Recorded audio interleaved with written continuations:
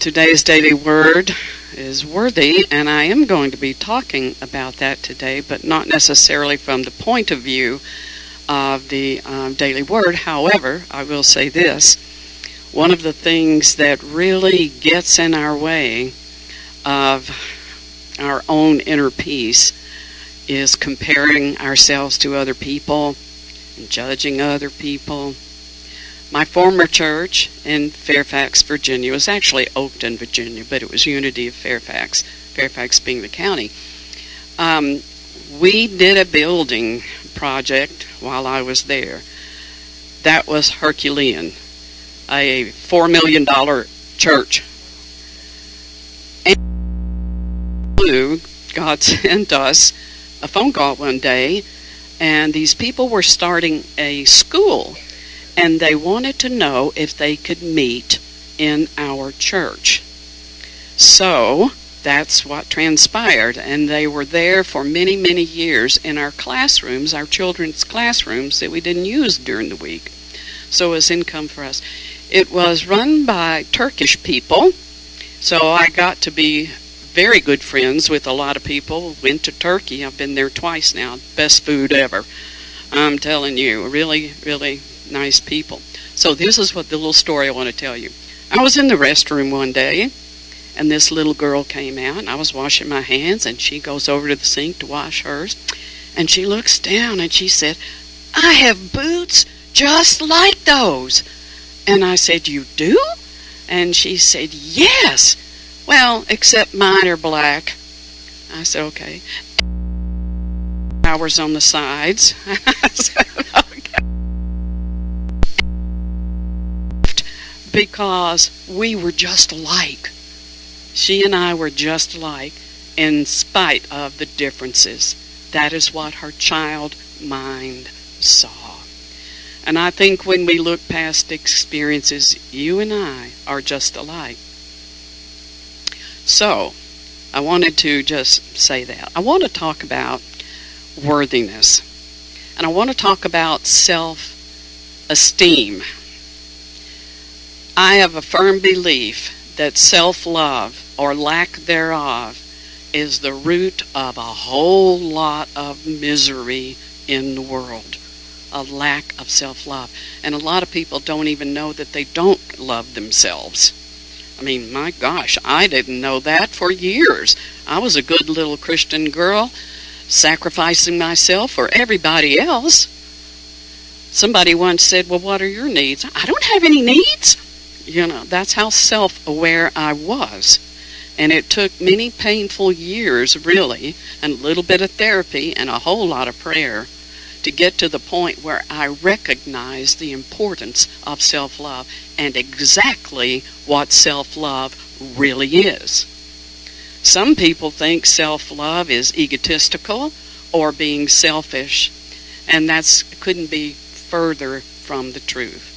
But first I want to talk about self-esteem, and I'm going to read you some stuff because this is not original with me, but it's interesting.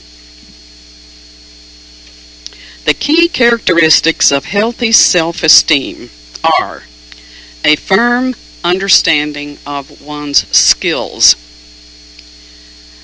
2, the ability to maintain healthy relationships as a result of having a healthy relationship with oneself.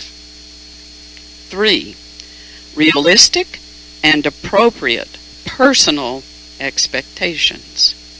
4, an understanding of one's needs and the ability to express those needs.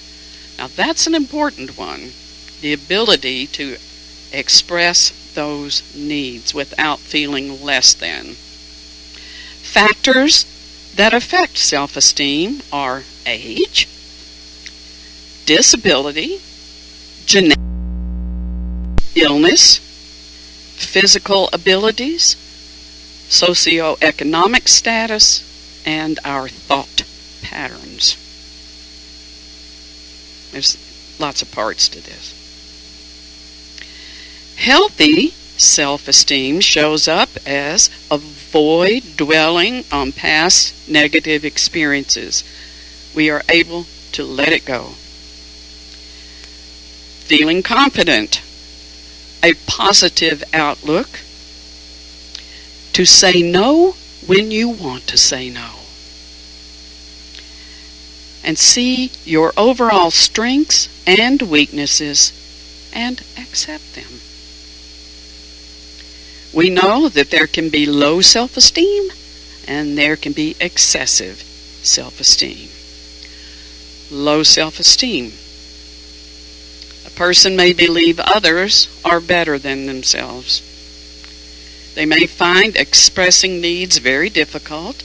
They may focus on weaknesses and limitations. What I am not is the focus. They experience fear, anxiety, and worry. There's an intense fear of failure. People with low self-esteem generally have trouble accepting compliments and positive feedback. No, I'm not. I'm really not. Or they habitually put others' needs before their own. When we have low self-esteem, there is the potential to lead to a variety of mental health disorders, including anxiety, depression, and even suicidal ideation.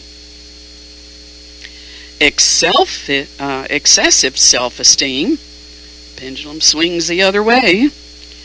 The person is preoccupied with being perfect, looking cool. They may focus on always. They believe they cannot fail no matter what. May believe they are better than others, consciously or unconsciously. And may express grandiose ideas. May grossly overestimate their skills and abilities. And they have difficulty accepting negative feedback. Okay, straight out of a psychology book. Knowing that we have a balanced self-esteem is important, but there's something even more important, and that is to know our worth as spiritual beings. Every one of us, regardless of what we've done or not done, are worthy to have a happy, prosperous, healthy life. We are worthy of that. After all, Jesus said, it is the Father's good pleasure to give you the kingdom. Okay, what's the kingdom? I mean, I'd like to think my little house is my kingdom, but then again, people would be paying me taxes and not the other way around, right?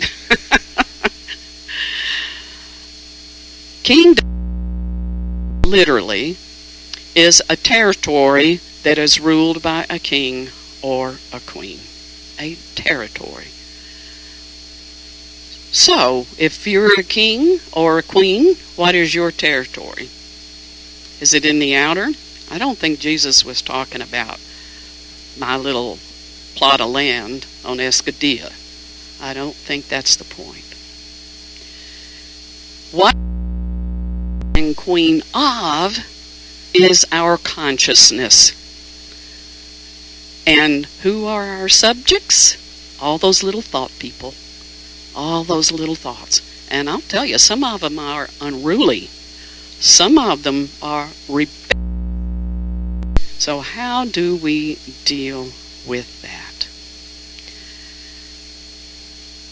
To say that it is the Father's, that's our divine source, good pleasure, that's the highest vibration of joy, to establish in that consciousness as our home base, an exalted consciousness that looks beyond appearances and sees similarities.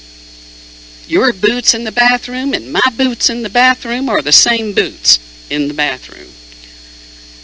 Same thing. Out of this consciousness comes all that we need. We may think, well, gee, when we're talking about giving me the kingdom, I've got bills to pay. Well, Don't we all? And the source that draws to you your prosperity and all that you need is this exalted awareness, this awakening. And it's just given to us. Oh, but we like to say, no, I'm not worthy. No, I don't want to be in a state of peace all the time. Every now and then it feels good to cuss. No. I'm not claiming my health today. I'm just going to lay in the bed and eat bonbons because I don't feel good. It's given to us all the time. So how do we maintain this state of consciousness? How do we receive the kingdom? Well, it starts with self-esteem, but it has to go to the love of the essence of the divine self. And we cultivate that with prayer and meditation. We sensitize ourselves until we can feel ourselves as a spiritual being and not just a head thing. We can feel it and know that that is guiding our every holy step, is guiding us with every breath that we take. And we take our cues from this presence within, the Christ presence, which we all have. We take our cues from that. And when we put that first, when we seek that kingdom first, everything that we could possibly need or want, well, maybe not all of our wants, but all of our needs are met. And pretty soon we get to the point where we only want what we need, because there is so much bliss from being in this state of consciousness, of recognizing the kingdom of heaven. Now, I've heard it said, well, some people are so heavenly they're of no earthly good.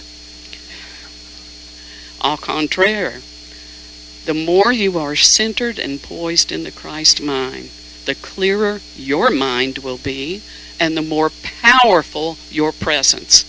Not your words so much, not your actions even, although those are important. It is the vibration that you carry with you when you walk into a room, when you're anywhere. That vibration is palpable. So, we're being given this. So we seek it. We study. We practice. We pray. And then we let go. Okay.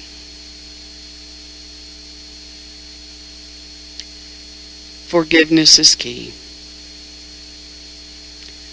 Forgiveness, self-forgiveness, is key. You cannot love yourself if you're holding yourself hostage for years and years and years. The highest form of self-love is self-forgiveness. And when we can forgive ourselves for the mistakes that we make, that love flows into forgiveness for other people as well. If we want peace on earth, there has to be forgiveness. If we want peace on earth and compassion, there has to be self-love. We can't love anybody else if we don't love ourselves. Without self-love, it's just an attachment, which is a whole nother lesson. There's probably going to be an addendum to this, but for now, I'm done. Thank you.